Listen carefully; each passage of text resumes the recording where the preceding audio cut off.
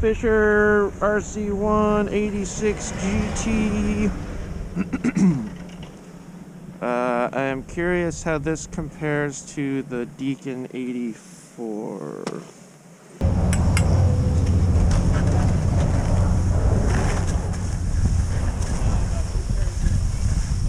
Hi, Scott.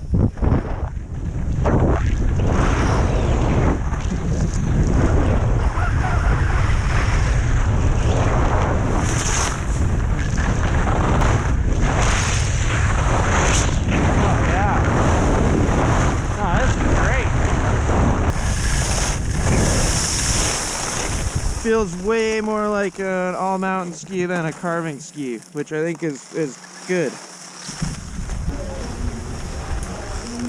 What do you think? That's awesome. Yeah, they work? Yeah, that's great. Nice. Much more of like an all-mountain ski than I expected. Yeah, right? Like, yeah. What were you expecting? More of like a RTM 86 feel. Okay. But I feel like this is a little more versatile. Yeah, a little more do it all. That rocker helps a lot. Exactly. Totally. Like you could kick the, do some little quick slashy turns. And a little bit more slidey than you expect when you want them to do it. Exactly. Hey skiers, I'm Jeff from SkiEssentials.com. I'm Bob. How's it going? We're here today to do another 2020 ski review. Way back in February, I think it was, we released a video and an article kind of just introducing 2020 Fischer skis. They got a lot of good stuff. They do, yeah. A lot of changes to the Ranger series and this RC One collection. Interviewed Mike Hattrip a little bit in that video, which was really cool. And we talked a lot about these, although we didn't spend too much time on them. So we thought it was worthwhile to kind of circle back around and give this RC One 86 GT a little more attention that it deserves. Well, we touched on it in that other video in the article. Bob, do you want to just kind of refresh our memories on the construction of this ski? Sure. I mean, we got the normal wood core like you're going to find in a lot of these on-trail carving skis. A quick note, they actually made the wood core denser than the Pro Mountain skis that it's replacing. Well, you can feel it. Beach and Pop. It works. It makes it a lot more of a stable feel. To that wood core, they have 2 sheets of metal, and they're thick sheets of metal. They are 0.7 or 0.8? 0.8 millimeters, which doesn't sound like a lot, but it is. It is, yeah. This is getting up there in their race room level thickness of metals. Yep. When you're hand flexing the ski, we were talking about it just the other day. It's a very stiff flex when you hand flex it. Yep. And that does, translate to the performance of the ski. But just hand flexing skis doesn't always directly relate to how stiff it feels, so keep that in mind. And making it a little bit more approachable, they've hollowed out these 2 areas in the tips and tails. And so this is their turn zone in the tip, and then they have another one in the tail here, where I'll show on the red part, where they have the metal coming through the center here and out to the edges. And then these 2 parts on the side, the metal is removed and they put in their Baffatex material, which is a non-woven fabric. And in our article, we say that it's used in a lot of high-end sails for sailing. So it's stiff and it's light, and the lightness is where we see a lot of the benefits in terms of the performance of this ski. So in the tips and tails, they've reduced the weight and made it a lot easier to get on edge and start and finish your turns. Yep. And then from the Fischer logo down to the corresponding part on the base, the thing's all business. Just immediate and precise edge control and power, and you can feel it in the denseness of the wood, like Jeff was saying, and the thickness of the metal. So those 2 things really combine to make this that high performance, on-piste carving ski that it's designed to be. Yeah, and it kind of corresponds to shape too, kind of where they differentiate those 2 portions of the ski. You do get, like, in my opinion, that's a substantial amount of early taper in the tail. It's not we're looking long, from about early here. taper, but it's there. There is a fair amount of rise in the tail as well. It's really low camber height in this ski, which is interesting. Yeah. And then the tip, it's maybe not as tapered as the tail, but it does straighten out quite a bit. And pretty interesting stuff because it's very kind of similar but opposite of what we looked at last week with the Deacon. They have multi radiuses or radii in this ski as well, but with this ski, it's shorter radius in the tip and tail and longer underfoot. So it's kind of a similar concept. How you're weighting the ski, you're going to achieve different turn shapes and stuff like that. But it's definitely interesting to see. Yeah. But I think overall it's a fairly straightforward shape.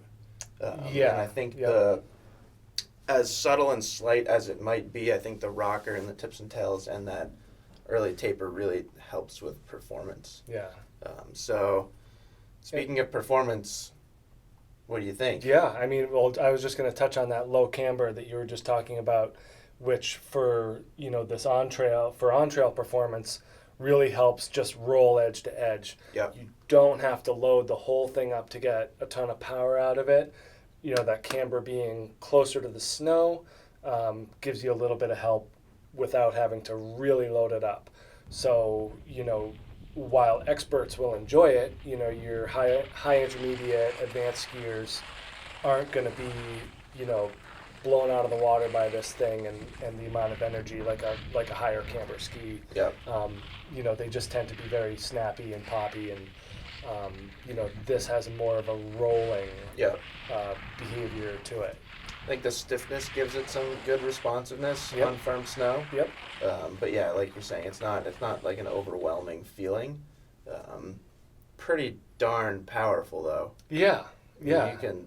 I mean, it's it's on the upper end in the weight department, in the stiffness department, and that's gonna plow through everything. Yeah. So whether it's rock hard groomers or busted up chop, I think they do a good job at that. Just kind of transitioning to the off-piste performance. Not a powder ski, but you get some fresh snow. That slight rocker is going to help you stay on top. The first time I skied this, and the first time any of our staff skied it, was like way back in early December, and it snowed a ton the night before. Yeah. I mean, 6 to 8 inches at least, and these were a blast. Yeah. I mean, you'd get on there was a noticeable difference between, say, like the Ranger 94 FR and these. Yeah. But you could still ski like powder mogul runs on these, and they weren't too challenging. Where, without naming names, there are certainly skis in this mid to high 80 millimeter powerful all mountain ski category that in that same application would have been an absolute handful. Yeah. So I think that it's pretty impressive what this ski can accomplish. Yeah. I give a lot of credit to the tip and tails for that. It's not tremendously forgiving, but it's more forgiving than you'd expect, I think. Yeah, I don't think you'd want to drive these tips into the front of a hard mogul unless you're Mike Hattrup, but for that softer snow, they're going to do just fine, and they're going to blast through the crud versus they're not that supple. They're just going to take their direct line through any non-smooth snow surface. Yeah. And so you can do what you want with that, but it's gonna go through the stuff. It's not gonna stay on top. Yeah. So it's just a different style and feel for sure. Not a light ski. No, but that's not what it's. On paper, I can't remember exactly how many grams it is, but it's up there. Yeah. Doesn't necessarily feel that way on your feet, I don't think. No. It's got it's got that good stability and vibration damping and that smooth feel that kind of comes along with weight.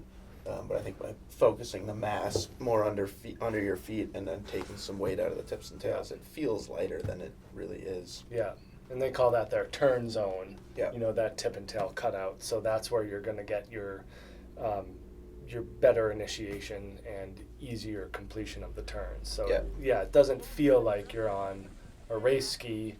in the tips and tails, but Exactly. underfoot, it's pretty Exactly. And I think that's a good just way to think about this ski in Yeah. general. Like this is the 175. I believe I've skied the 182 as well, but I've definitely spent more time on the 175. And the first time I skied it, I was a bit weary. You know, you kind of look at it like that taper in the tail, Yeah. a little bit of rocker, and start to add everything up. And it's like 175, I don't know if that's really going to hold an edge well Yeah. or really going to live up to expectations. And it's pretty impressive. Yeah. You know, that mid body of the ski is really where that powerful feel is coming from. Yeah. And even in a slightly shorter length, it did really well too. Yeah. Really fun for me. I skied on one of the industry demo days this year. I literally went through like every brand, and this will come up when we do comparison videos. I skied everybody's mid 80 to 90 underfoot, whatever their premier all mountain ski was. Yeah. And it was just really fun. And this is gonna cause so many questions on this video, but it was really impressive and really interesting to see how they all had their unique feel. And I can easily say that the RC 186 GT is a solid contender in that category of all mountain ski. Yeah, and impressive at their first go of it, coming Yeah. off of that pro mountain line and Yeah, going right to this and have it be, a successful model Yeah. already. So pro that's mountain great. skis were great, but I think this is a significant step up. Yeah. I haven't skied the 82 nearly as much as the 86. I know that's not as thick metal. Yep. So if this is sounding like a little bit too much for you, there is that 82 RC 182 GT as well, which was in the ski test. So you can check out that information. And I think that's it. We'll leave it there. Great ski. Anything to add? Nope, just that, be prepared for that solid underfoot feel. It's all there. Yep. And it's a lot of fun. Yeah. Super fun ski. Mm-hmm. Yeah. We'll keep rolling out some reviews through the fall and into the winter, and hopefully we'll be skiing in a couple months here. Yep, coming up. We'll see you soon. Bye. We did a thing.